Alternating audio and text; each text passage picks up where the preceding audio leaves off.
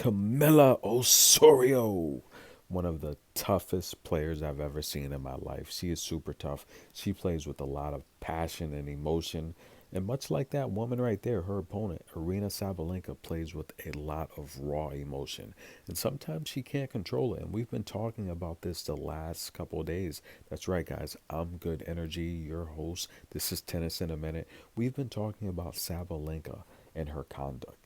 Is it acceptable to bash a boom microphone that's needed for the television broadcast with your racket on live TV? Is it acceptable walking out during the trophy celebration? Is it acceptable doing these types of things while fans are watching? Is it disrespectful to your opponent? And is it disrespectful to the fans? The jury's still out, guys. But if you ask me, I think I don't think she means a lot of these things. I just think it's rage and emotion that she needs to let out. And the reality here is when you have that type of raw passion, anger, and emotion, you can't hold it in. And I think she finds an outlet to let it escape her. And look, in terms of her game, there's no doubt about it. She is an amazing tennis player. She's got one of the best serves on tour. She's got one of the strongest forehands, and she scares me with her raw power.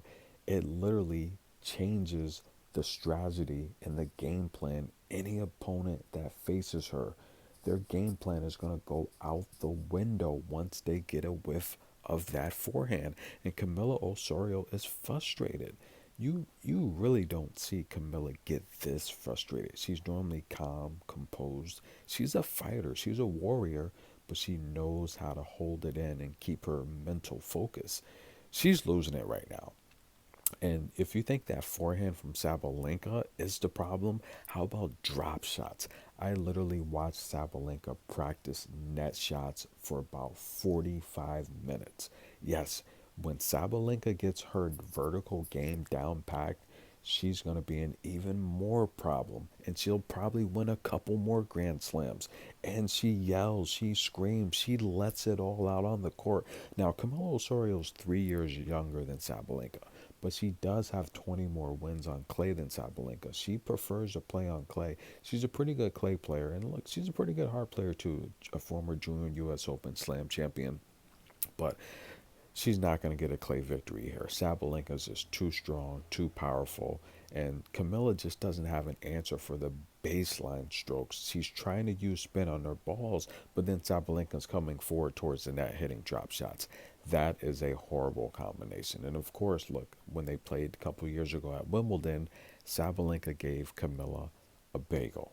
That was not good. Now, Sabalenka in the race to the finals, she's ranked number one. She's got the most wins on tour this year. She's made three finals already.